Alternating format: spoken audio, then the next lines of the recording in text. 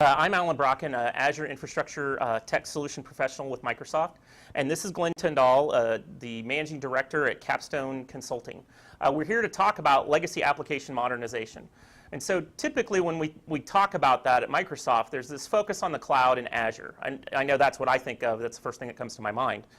But I've got to admit that when I first found out about Azure, or learned about it back in 2009 at an internal Microsoft event, I was just blown away by what the possibilities would be. However, as I got to thinking about some of my customers' core problem sets, I wasn't sure how this external cloud thing was going to actually solve some of their business problems.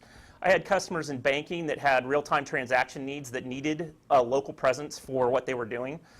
Same thing in manufacturing or retail. If you've got a compute need for a manufacturing line, there's got to be something local because it could, even a minor network outage could cost thousands and thousands of dollars. Or possibly something where just the data across the wire is too complex. So if I've got a medical imaging application or something like that, I still need some local compute. And so what I think is great is over the years, Microsoft has developed what I like to call the FOG, the cloud near you. And that's really kind of where a lot of our intelligent edge and new technologies are coming. But recently, I was working at a mutual customer of Glenn and I's, and I was pretty amazed at the way Capstone was addressing legacy application modernization using sort of an end-to-end Microsoft approach that dealt not only with things that could move to the cloud, but the things that need to be local and providing that FOG architecture. So Glenn, why don't you take it away and tell us about what you're doing to modernize legacy apps. Sounds good. Thank you, Alan, for giving me the opportunity to speak. We would like to start by talking about the actual business economic challenge that our customers are confronted with. Oftentimes our experience is that customers have an extensive amount of money that's tied up in their legacy infrastructure. If you notice on the curve here, it's a cost-benefit curve. And think of legacy as a lot of money that's tied around old operating system, old applications, maintenance and support for those old applications. Those are dollars that are tied up and are not easy to be redeployed for greater benefit to the company. What we're looking to make happen here through this modernized legacy infrastructure is to release the potential of those legacy funds and use those funds to drive greater benefit across the point of transition. In the end, that will translate into a much greater time to revenue for the dollars that are being spent by the customer. So can you give me some examples of what that might look like, for a customer, from a cost savings, or what does that really look like? If we think of it in the overall marketplace, there are 19,000 top enterprise accounts that exist globally, and there's an estimate, according to Microsoft, of in excess of 9.5 million applications, be they .NET applications or Java applications that exist, many of which are candidates to be containerized, which we're going to talk about at greater length.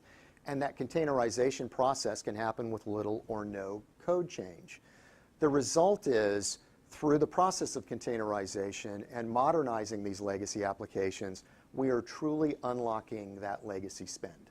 So how do you think Microsoft's platform can help in that scenario? Microsoft is a key component in all areas, starting off with the cloud. Everything that we're talking about here is dependent on a cloud strategy, be it public, be it private, or a hybrid. So the components in play are going to be Azure, Windows Server 2016, and Azure Stack. When we engage with customers, often we are starting with the infrastructure and operations side of the business. And in those areas, we see infrastructure as a service, platform as a service, and containers as a service are all opportunities for positioning and engagement. Most importantly, there is a container framework that we recommend. Starts with Docker Enterprise Edition, but that Docker environment is an overlay on top of Azure, Windows Server 2016, and Azure Stack. So in a typical environment, what's that kind of look like? Starting with a blueprint, think of it in these terms. Every customer that we engage with right now that has some form of a cloud strategy or a digital transformation strategy has a public cloud environment that they're thinking about, if not already have in place. There is going to be a private data center that exists, and often we see remote branches or distributed locations that have to be considered, either within a region or across all of the United States and in some cases around the world. That infrastructure is frequently tied together through an overlay VPN or an express route of some type. But this is the basic blueprint that we see again and again. Yeah, that blueprint's pretty consistent with what I see, where we've got a core data center, we've got some remote branches. And it really doesn't matter whether it's a bank, where you think of a branch bank, but it could also be like a manufacturing facility, it could be a retail store, things like that are in that branch location. And what I've seen lately a lot of is customers with Hyper-V in the branch, where VMware might be that core in the center, but Hyper-V's out there. What's your experience been? Our experience is very much in line with what you're describing there. And in fact, what we see, VMware is going to be the dominant footprint that exists in a private data center with just about every customer with whom we engage. It's very common, but the interesting thing, Alan, is the fact that there's frequently VM sprawl. Many more virtual machines that exist than are being used efficiently, and therefore a lot of cost that's tied into that infrastructure. We see the desire to get to Azure Cloud that's a part of that equation in some manner, shape, or form. And in these remote branches, if there's not a VMware footprint, because of some cost considerations, as you mentioned, there's typically going to be a Windows environment that exists. So in essence, you've stated it correctly, Alan. There's a VMware environment, there's remote branches of different types, and then in some manner there's a public cloud provider that's considered. Okay, so that looks like it could be a pretty complex mess to manage. Is that fair? That's a very fair statement. In fact, what we're finding is you have disparate configurations, you have different operating systems, different types of devices in some cases, you have a VMware environment that exists, you have Azure Cloud, and that means different APIs, different versions of code, many different things that have to be considered. So if you think of an infrastructure and operations business model, more complexity does not make for greater efficiency. More importantly, more complexity doesn't make it cost effective either. So with this in mind, we've recognized that there is a tremendous opportunity to unlock, again, that legacy spend in the form of migrating these legacy applications and streamlining that infrastructure. So when you say migrate, what does that look like? Let's start with a simple hybrid cloud environment. And imagine what we start off with is putting Windows Server 2016 in place in the private data center itself. And if you notice in the diagram, there's an embedded container technology consideration that we're going to talk about. We don't recommend, and we don't commonly see customers just forklift remove their VMware infrastructure, but it is very reasonable to start off with a footprint of Windows Server 2016 as an initial point to begin simplifying the infrastructure. The benefit is you're laying the groundwork, considering Azure Cloud, Windows Server 2016, and these remote branches to an all-Microsoft solution. So you keep mentioning containers. Isn't that now a new add-on where I've brought complexity in where I was trying to simplify it? Yeah, you would think that was the case, but here, Docker Enterprise Edition licenses are baked right into Windows Server 2016. So there isn't an added initial licensing requirement of any type. You get that containerized footprint as soon as you put Windows Server 2016 in place. So if that's the case, then I see a lot of Server 2008 to 2016, possibly 2012 to 2016 on the horizon. Does this help me with that scenario? It absolutely does, and here's why. The transition that we see for moving to containers, they deliver speed, they deliver flexibility, and they deliver savings. Let's talk about availability.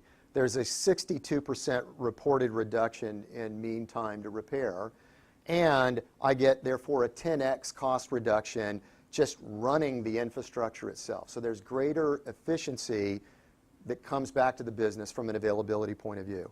There's a tremendous amount of scale that exists. 41% of workloads can now readily move between the public cloud, around in the private cloud to include remote branches, and most importantly, it eliminates the doesn't work on my machine problem that we commonly see. But the key is greater agility for the business. There is a 65% reduction in developer onboarding time because we're dealing with smaller applications, simpler environments, a readily deployable infrastructure. So there's a great amount of agility that's in play here. And that, we believe, is something that's going to turn out to be very compelling, and it lays the foundation for container as a service framework. So can you share some more detail here on the architecture? Absolutely. So as we mentioned earlier, imagine you have today a remote branch that runs Windows Server 2016, I'm sorry, Windows Server 2008 or Windows Server 2012. Those operating systems are on a path to being end of life. Add to that the fact that there's many applications that are running in that environment. You have the added challenge of an important application running on a legacy operating system proves to be a very big challenge for the customer. Upgrading the remote branches to Windows Server 2016 unlocks that container environment, and now we have, as you see in the diagram, worker nodes running in the private data center on Windows Server 2016. We've opened up the opportunity to run workloads quickly, cleanly, and efficiency as containerized instances in the remote branches. And oh, by the way, we can easily move those workloads to the public cloud as well. So do you imagine with this architecture in place that product vendors will start shipping containers? Absolutely. We have already had conversations with customers that are receiving updates for some applications in the form of a container. And all they literally have to do is take that container instance and deploy at the snap of a finger. So the idea of legacy applications running, the idea of getting patches, enhancements, or upgrades in the form of a containerized instance is absolutely in play here. But here's the interesting part, Alan. We're actually seeing our customers starting to get requests from their customers. Can you also provide to me your software, your applications as a containerized instance as well, allowing them to deploy and leverage new services faster, cleaner, and more efficiently. So it's a trend line that we're seeing where everybody benefits from a transition to containerization, microservices on this simplified architecture. So that seems pretty compelling overall, but earlier you mentioned Azure Stack, so how does that fit into the overall architecture? Azure Stack brings two very important architectural benefits to the equation. The first is the ability to now have a remote or a private data center be presented as an enterprise availability zone in your Azure environment. We do realize that's a roadmap evolution that we're all seeing unfold here, but imagine now a very tight coupling between on-premise and in the public cloud with almost no lines of demarcation between the two. You would almost think of it as a blended cloud on and off-prem, or a blended hybrid cloud. So there's an elegance to that. Again, it's all about streamline, efficiency, ease of configuration, consistency of configuration. When you then think of the second benefit you get from Azure Stack, it's all about infrastructure and platform as a service in the exact same manner that we get from Azure in the public cloud. When you've seen the user interface in Azure public cloud, it looks exactly the same on-premise. Your selections are the same, your APIs are the same, your service offerings are similar in terms of look and feel. It just makes the deployment of the infrastructure simpler, easier, and ever more efficient. So basically what you're saying then is once I get that PaaS, the ability to drive those PaaS services, whether it's a data storage element like Cosmos DB or it's something like Azure Functions, that allows me to move to a more serverless architecture. Is that part of the benefit? That's part of the benefit, absolutely. When we think about actually where the industry is going, think of phase 3, and it's all about containers as a service, containerized applications, or unlocking the power of those legacy applications, Alan. And add to that the whole notion of serverless compute, or functions as a service. This is new and emerging technology, but interestingly enough, these functions as a service also often run as a container. So my legacy applications married to functions as a service running in a serverless compute environment in the Azure public cloud makes for a highly dynamic, very efficient, very cost-effective architecture, especially where the use case is going to be regional banks or other business entities that have distributed locations.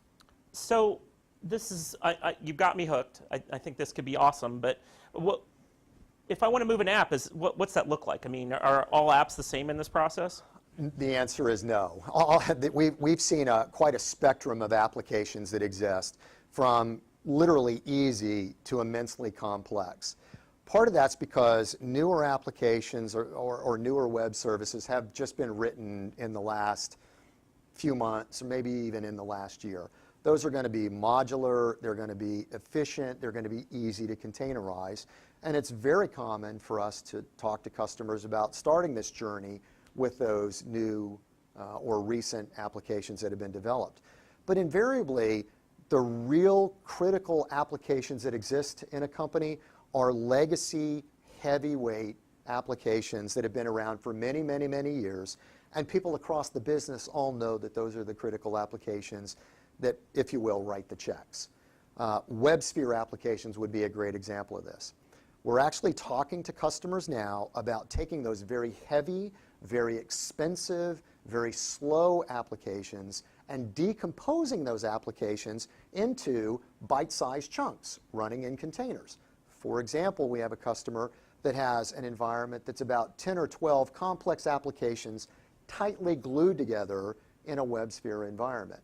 What we're looking at is the ability to maybe begin separating those services, having them run as individual containers, shrinking the size of those applications, the complexity of those applications, and now speeding the time at which you can enhance, build new functions, leverage the content, things along those lines. So that's a journey that we're seeing.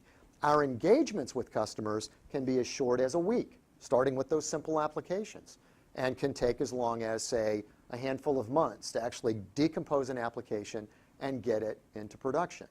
But what's key here, Alan, is the fact that we're seeing very large customers taking a close look at decomposing critical applications they would have never touched in the past and had a tremendous amount of legacy spend associated with it, and decomposing those, deploying them in this new architecture, this new hybrid cloud environment, and getting tremendous business value while driving cost out of the business. So part of what you mentioned there was something about velocity, and I see on the slide you're talking about the CI/CD pipeline and automation. You know, I'm an old school infrastructure guy. That seems a little voodoo magic to me. Can you tell me a little bit about how the DevOps story is enhanced in this scenario? Absolutely. So first of all, we would target an existing application, as we mentioned, and we would go through the process of containerizing that application, and then we would deploy it in this infrastructure. But the thing we do is we wrap around this a fully automated development process, or DevOps as it's commonly referred to. Think of that as a small piece of code that is written and then checked in as a containerized image for the purposes of test, and it can run through an entire test cycle in a very short period of time, then get, in an automated way, get promoted to a user acceptance environment, and again run a series of tests to make sure that that new change or that modification isn't going to disrupt the current running environment or disrupt the customer use, look, and feel, and then from there roll immediately into production. So it's a fully automated process. It's all done through code. And the way to think of this, Alan, is an application equivalent to a sheet of paper with text written on it. And imagine all I want to do is modify a line or two, add a line or two, and then in doing so, bundle it up as a container, run it through a series of tests, make sure it passes user acceptance, and then deploy into production. This is why we see this DevOps impact, as dramatic as it is, driving great efficiency for customers, but most importantly, increasing that agility that we mentioned earlier. So it's all about DevOps married hand in glove to a simplified architecture and containerization. So when I think then about, you mentioned changing lines of configuration here and there, and that it deploys everything, that really helps my security and config management story from earlier, right? That is to say, I'm providing this base set of security and stuff that's, everything gets that, and I don't have to worry about what the developer did with this container or that container. The core of that's handled. Is that right? That is absolutely correct. In the Docker environment, there's actually some security audits and checks that need to be considered here. There are, in addition to that, there's an entire process that verifies that there aren't any exposures that might exist as well. So that security story is very compelling because the ability to deliver role-based access control, the ability to deliver security enhancements, the ability to deliver all of this capability into production is a key and compelling capability that this architecture brings to bear. So what's that look like? Let's talk about role-based access control. If you think about policy and governance, a way of looking at it is, where do I want a workload to run, number one, and where do I approve a workload to run, number two. In the first case, it's a choice. In the second case, it's a policy.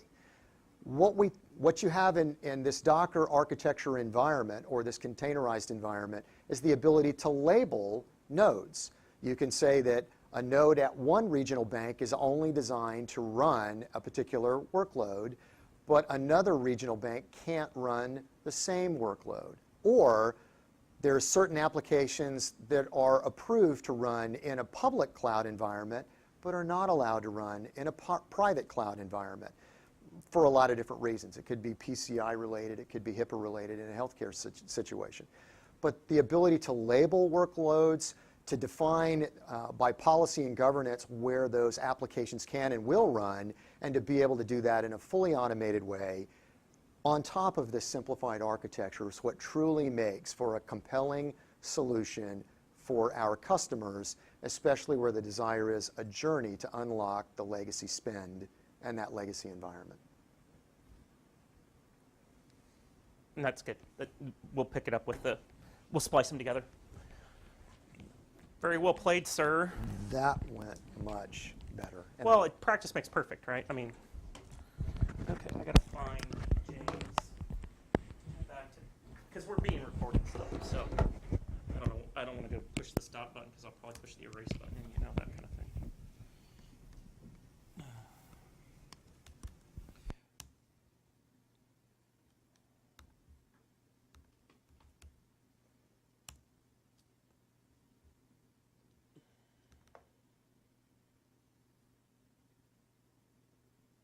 Hello?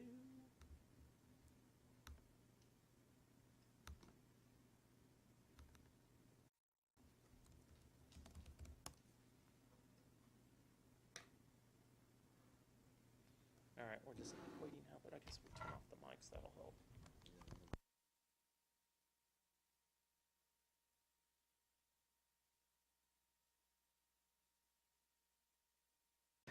And oftentimes it's important to understand what our customers are experiencing from a financial point of view. Wait, I'm sorry. I'm gonna roll this for a second. This doesn't actually look how I want it to. So just 1 second. I apologize. No problem. Because you have the black bars on the sides. I'm trying to fix that.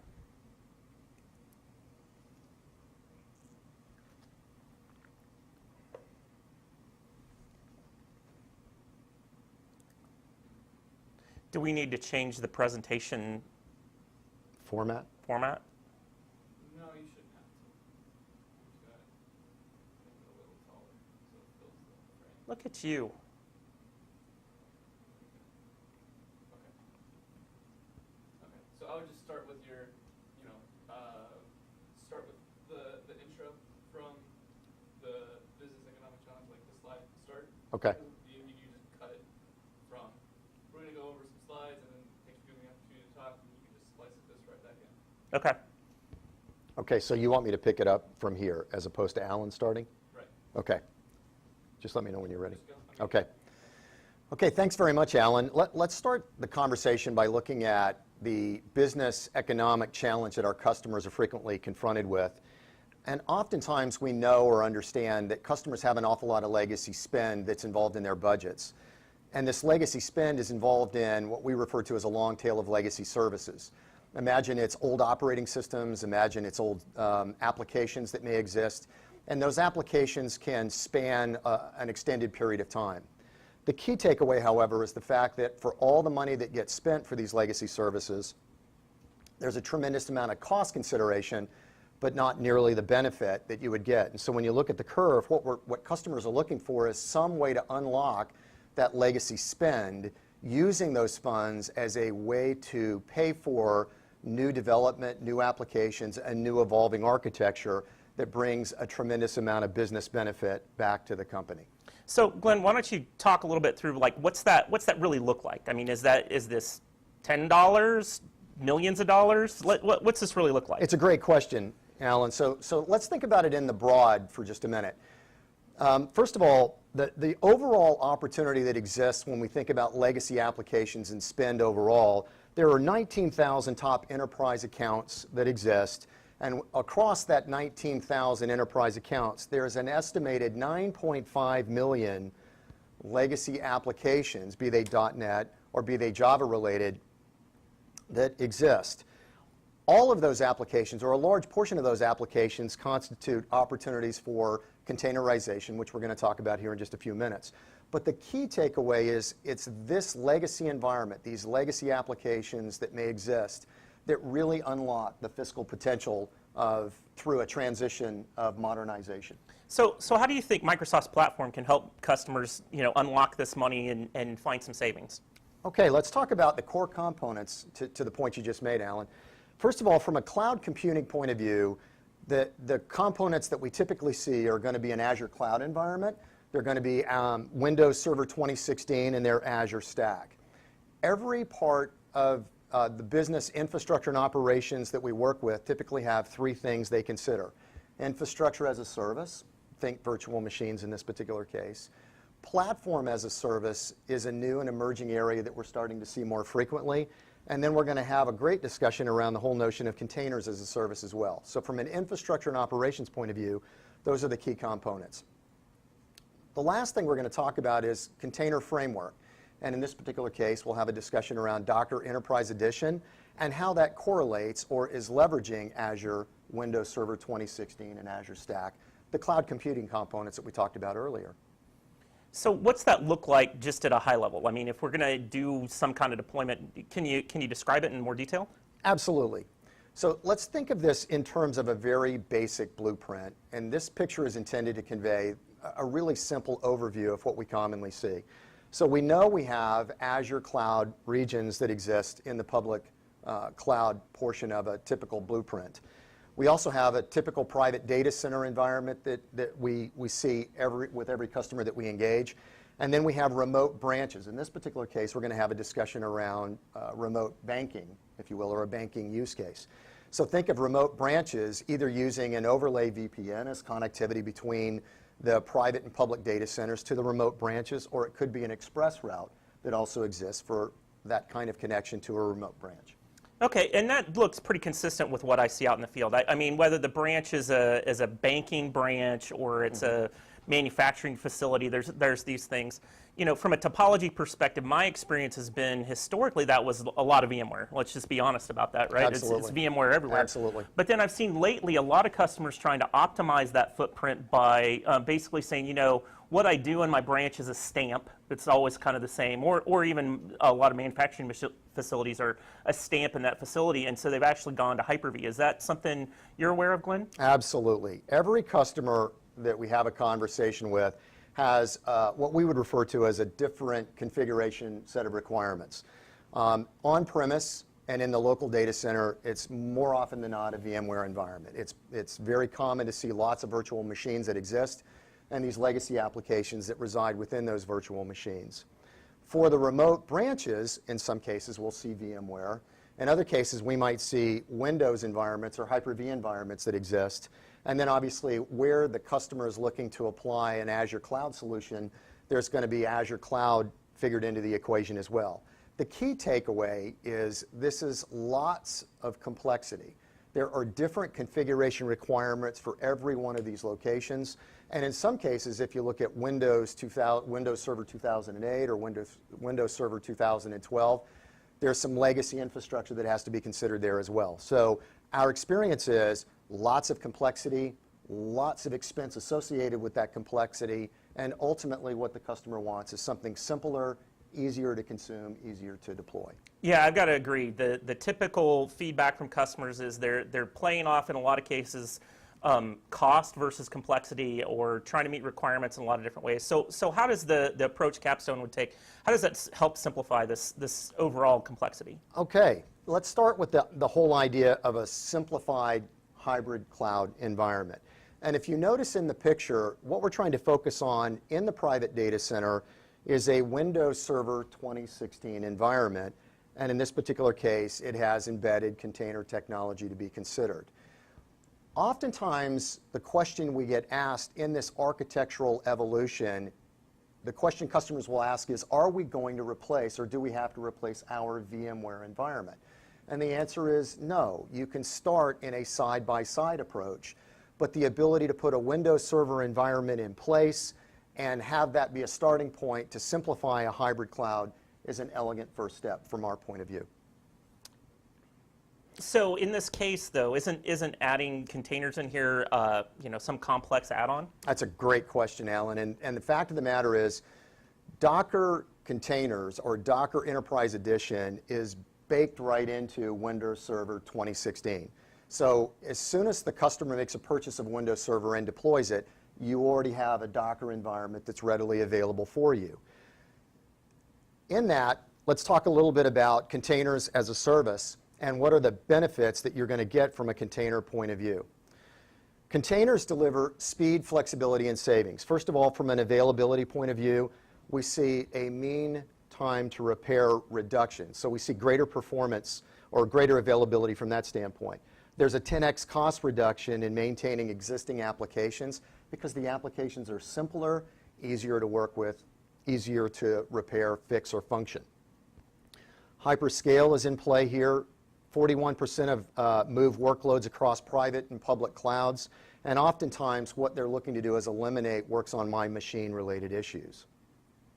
From an agility point of view, 13 times more software releases.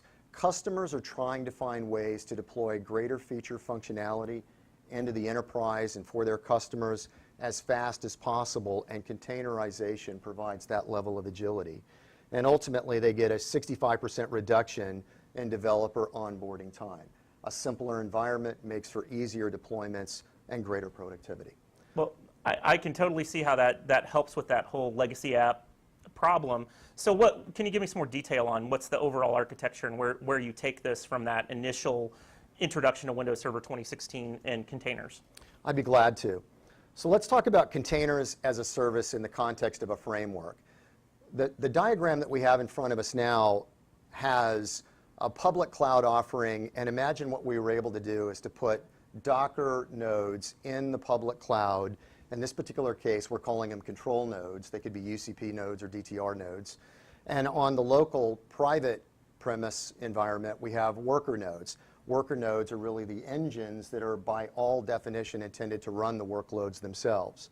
In this particular case, because we have a Docker environment, a containerized environment that spans both public and private, we have a high degree of flexibility in terms of where workloads can run, how workloads can run, and most importantly, the idea of driving greater efficiency for the business overall as we modernize this traditional infrastructure. If you look at the Windows Server environments in the remote branches, keeping in mind Docker is baked right in, the benefit we now have is also containerized environments that are capable of running in those remote branches as well.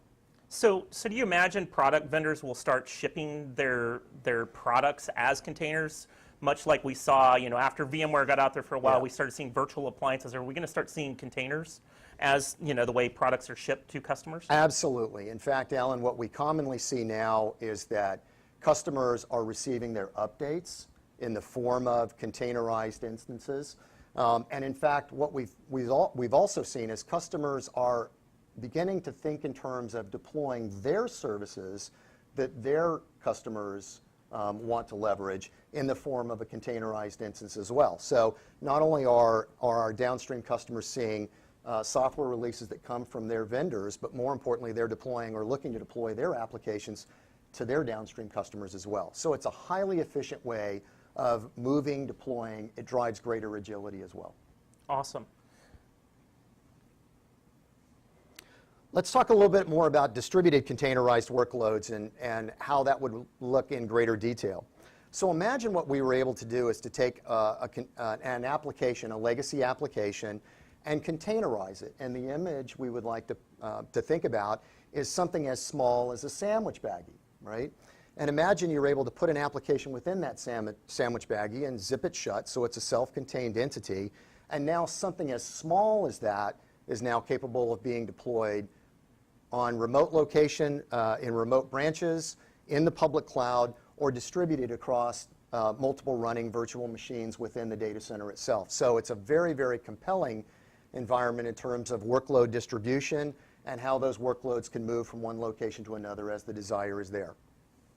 So earlier in the presentation, you mentioned Azure Stack. How does that fit this overall architecture? Azure Stack is an area that we get an awful lot of questions about in our engagements with customers. And frequently, what we're finding is customers are trying to find some way to bring their public data center environment and their private data center environment much more closely together. And as we know, Azure Stack is intended to almost bring those two together such that the local premise or the private data center is an enterprise or an availability zone associated with the public cloud. So think of it as a blended cloud, if you will, a tightly coupled cloud. So now we're able to leverage all of the benefits of a tight coupling between public and private, but also the platform as a service offerings that we see that are available in the Azure environment, we're now able to consume on-premise as well. So when you think about then from the PaaS locally perspective, I have something like a Cosmos DB and I have instances of that locally. What does that give me overall in the architecture? What it gives you is the ability to select a platform as a service offering such as a SQL database, for example, and to use that as a mechanism that containers would speak to for content access. So think of a web service that exists in a container, and imagine an instance of a SQL server that's been created as a platform as a service offering, and the ability for those two to communicate well together. It's an elegant solution. It's a simplified environment that we think will drive lots of consumption over the course of a period of time, both on-prem and in the public cloud. So when you think about that, then part of what we're looking at is those things that Microsoft provides in Azure as a serverless component now becomes directly available on your premises to deal with some of those real-time close things that we talked about. That's exactly right. Think of it through the lens of the dashboard that you get from an Azure point of view. All of the service offerings, all of the logging benefits, the security components, and everything else are now directly available on premise. What I see in the public cloud is what I see in the private cloud, and my workloads are equally able to run in both cases. So what's that look like from a topology perspective? A way of looking at it now is the marriage of applications that are running in an Azure Stack environment on premise, the ability to run those workloads in some cases as a function as a service in the public cloud, leveraging something that we're seeing emerge called serverless compute. Serverless compute is really a way of running applications in a simplified form without having to worry about provisioning environments, configuring environments, or managing environments.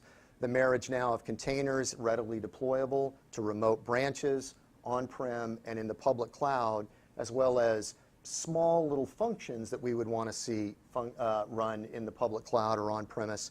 That marriage creates a highly dynamic, very efficient, and a very elegant solution for our customers. Great. So how do we get started? What's this process look like?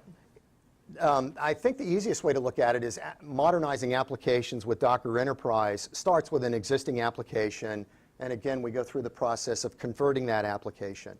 Our experience, Alan, has been that it's not really a one-size-fits-all model. In some cases, customers have newer applications that are small and nimble. In other cases, we see a spectrum all the way to an extreme where the applications have been around for many, many years. They're very expensive. They're very complex. And so our goal is to work across that landscape of applications, finding the right combination of process that allows us to convert the applications or decompose legacy applications, run those in a modern infrastructure in the hybrid cloud that we've talked about here, and then leverage things like DevOps or CI/CD as a way to continually update those applications in a highly efficient manner. The result is a modern microservice environment that's highly agile, very efficient, low cost, and takes full advantage of everything that the public and private cloud have to offer. So in the real world, are all apps really the same? I mean, do you have sort of some customer examples from like one, maybe easy to hard or something like that? Yeah, we really do. So imagine an easy application is going to be something along the lines of a web service that exists. That's relatively small in size, it's very portable by nature, and it's relatively easy to containerize. We've actually engaged with customers and gone through the containerization process in no more than a week or so. So a short-term engagement. We're on the ground, working with the customer, understanding the environment, containerize a couple of applications, give them an indication as to what that process would look like, but show them a value add that comes from the engagement itself. What we look to do then over the long term, if we think about more complex apps, is frequently these are big, heavy legacy apps. WebSphere applications typically is an example that we see. Our goal there, or the customer's goal, is to begin to decompose those applications, simplify them by nature. Imagine an application that had as many as 10 or 12 different services that were all glued together. The ability to begin breaking those out, running those as containerized apps, simplifying that infrastructure, reducing that cost, and accelerating a deployment environment. That's typically a longer-term engagement. We've seen some customers go from the initial discussion around decomposing these legacy apps to actually deploying applications in production in as short as 4 to 6 months. But the net result to the business is, again, greater amount of agility, leveraging the public cloud, driving Azure consumption. So I'm an old school infrastructure guy, and when you say DevOps, sometimes I don't quite get how that would play out here. So tell me a little bit about this CI/CD pipeline and how this Docker helps make that better. That's a great question. So think of DevOps as a fully automated process that you want to go through from the time you write a piece of code to the time that you actually deploy that code as a running application.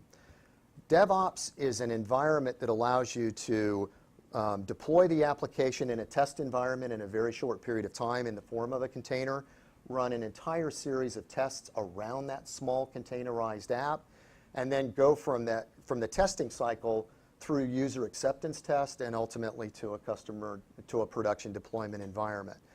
Think of also this process of containerization for a small application as having one sheet of paper, and that one sheet of paper defines what that application is. What we're seeing now is customers have the ability to change one line on the sheet of paper, modify one line, if you will, or add a line to that service. And that process changes the scope and capability of the application itself.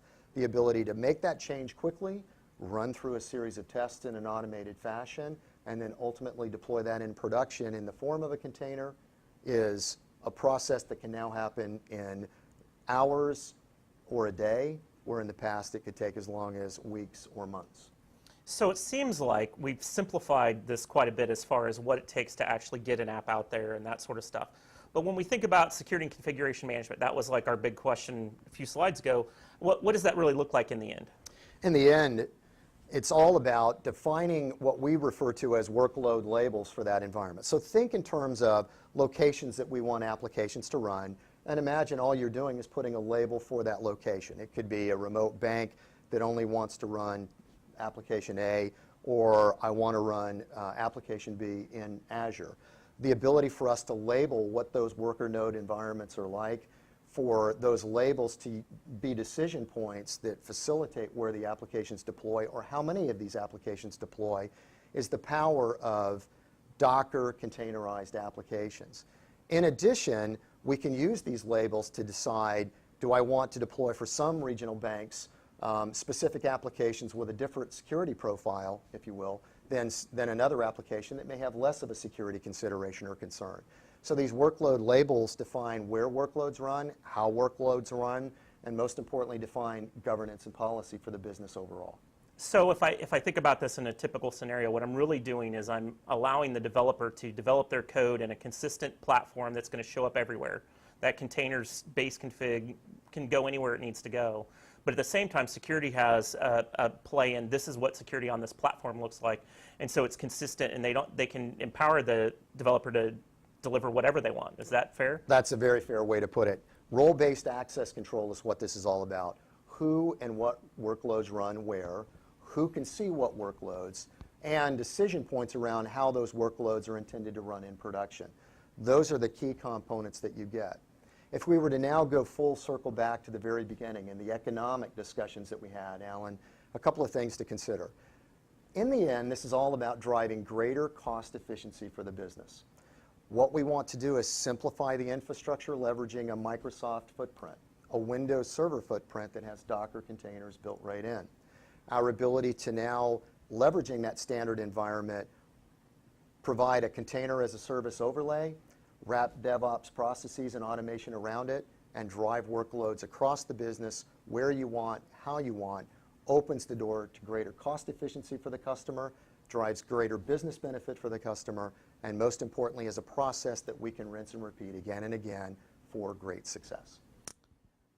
That sounds really amazing. So it brings up kind of the first question my customers ask me about all of this container stuff is, how real is this? I mean, it sounds pretty amazing. Sounds like we could, change the whole world here. But I mean, how real is it?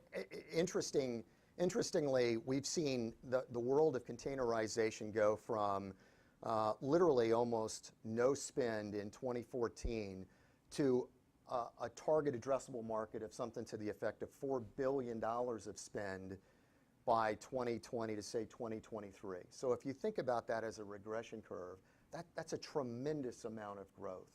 If you think across the landscape of 19,000 customers that exist and 9 million applications that exist, and the amount of money that is pent up supporting those legacy applications, it's an indication of where if we can just unlock the potential of those funds, modernize that traditional application or those applications, and implement an environment that replaces the complexities that we've seen in the past, all of these mechanisms, all of these business benefits are what's driving this tremendous growth that we're seeing in the marketplace. So it's a real engagement, a real opportunity, and a real explosion that we're seeing with all of our customers.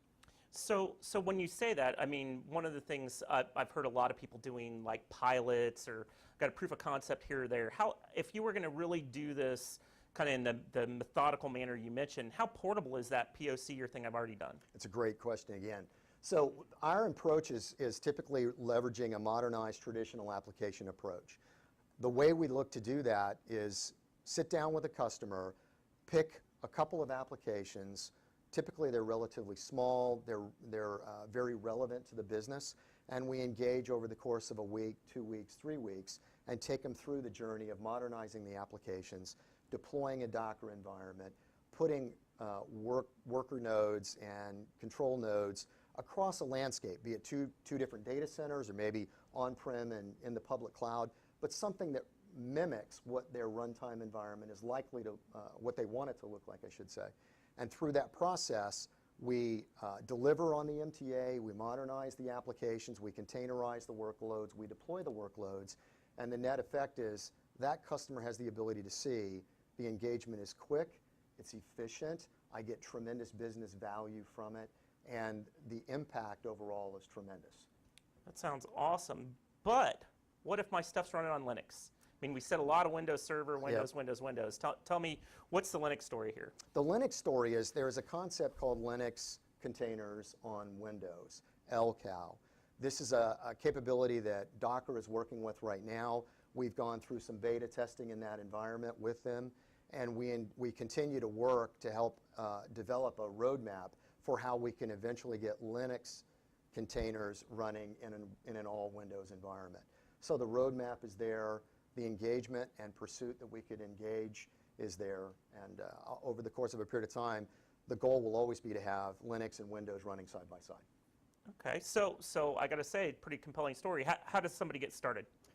The easiest way to do that is to contact us at the following website, www.capstonec.com, and my email, I can be reached via email at glentindall@capstonec.com. All right. Well, thanks a lot, Glenn. I really appreciate your time today. It was very informative, and we look forward to working with you on some of these opportunities. Sounds great. Thanks very much, Alan, for having me. Yep, thanks.